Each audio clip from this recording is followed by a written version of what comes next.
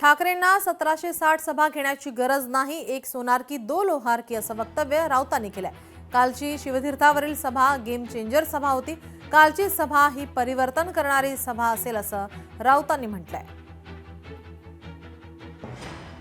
ठाकरेंना 1760 सभा घेण्याची गरज नाही, एक सोनार की और दो लोहार की। आता दो लोहार की है आमच्या, एक सोनार की दो लोहार की। कालची शिवतीर्थावरची सभा ही गेम चेंजर सभा आहे, परिवर्तन करणारी सभा। शिवतीर्थ ओसंडून वाहत होतं।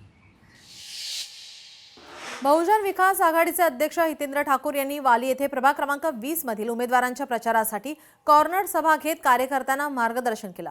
यावेळी त्यांनी बोलताना मुख्यमंत्री देवेंद्र फडणवीस यांनी केलेल्या वक्तव्यावर जोरदार टोला मारलाय। नालासोपारा येथील जाहीर सभेत मुख्यमंत्री देवेंद्र फडणवीस यांनी विरार परिसरामध्ये विमानतळ उभारण्यात येणार असल्याचं सांगितलं होतं। मुख्यमंत्र्यांच्या भाषणाच्या सुरुवातीलाच माईकमधून शिट्टीचा आवाज आला होता, त्यामुळे वसई विरारमध्ये शिट्टीच वाजत असल्याचं सांगितलंय। वाली येथील कॉर्नर सभेत एका कार्यकर्त्यांनी विमानतळाच्या जागेसाठी गरिबांच्या झोपड्यांवर बुलडोझर फिरवला जाईल अशी खंत व्यक्त केली। यावेळी बोलताना हितेंद्र ठाकूर यांनी विमानतळ उभारण्यासाठी 2000 एकर जमीन लागेल, जमीन आहे कुठे असा सवाल केलाय।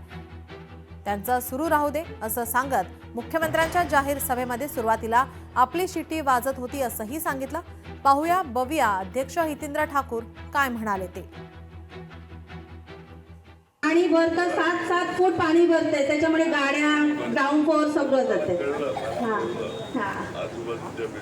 त्याच्यामुळे तुम्ही थोडंसं आम्हाला सहकार्य केलं तर खूप आभारी आहे। आता तुमच्या परीने काय रोड वगैरे वाढवला तर, आणि गटर एक मेन म्हणजे क्लीन झाले पाहिजेत, त्याच्यात पाणी गेलं तर आमच्याकडे पाणी तुंबण्याचा चान्सच नाही ना। मला आठवण कर, इंजिनियरना पाठवतो काय मार्ग काढता येईल कोपण्या पावसाच्या अगोदर। लोक हुशार आहेत, आजपर्यंत कुठे स्वार्थ साधला आणखी नंतर काय पलटी मारली हे लोकांना कळते। लोकांना यांची जागा दाखवतील। गणेश नाईक हे भ्रष्टाचाराबाबत उघडपणे सत्य सांगतात। दोन्ही महानगरपालिकेतील भ्रष्टाचाराबाबत उघडपणे बोलले आहेत। गणेश नाईकांकडून भ्रष्टाचाराचा टांगा पलटी करण्याची भाषा, भ्रष्टाचाराचा टांगा पलटी करण्यासाठी हायकमांडच्या परवानगीची गरज नाही असं राऊतांनी म्हटलं आहे। धाडसी गणेश नाईकांचा गौरव केला पाहिजे असंही राऊत म्हणाले। मी काय चुकीचं बोलत नाहीये ना।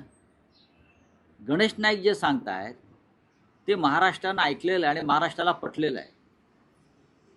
गणेश नाईक जे म्हणतायत की मला हायकमांडनं परवानगी द्यावी, भ्रष्टाचारांचा टांगा पलटी करायला हायकमांडची गरज लागत नाही, हे आपला एक अंतरात्मा आपल्याला सांगतो की आपल्याला लढाई केली पाहिजे भ्रष्टाचाराविरुद्ध। गणेश नाईकांनी ती केली पाहिजे, त्यांच्यात ती क्षमता आहे। मुख्यमंत्री फडणवीस यांनी मुलाखती दरम्यान पुण्यातील गुंडांच्या उमेदवारीवरून टीका केली, त्यावरून खासदार सुप्रिया सुळे यांनी प्रतिक्रिया दिली आहे। गृहमंत्र्यांनी आत्मचिंतन करावं असा पलटवार खासदार सुप्रिया सुळे यांनी केला आहे। मलाही हा प्रश्न पडलेला आहे की यांना उमेदवारी देण्याची आवश्यकता काय आहे।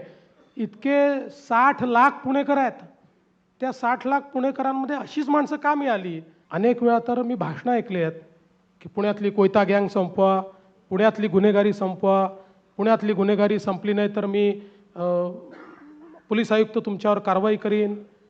अशी भाषणं केल्यानंतर मग त्याच गुन्हेगारांना तिकीटं द्यायची आणि त्यांच्या समर्थनार्थ बोलायचं, हे किती चुकीचं आहे।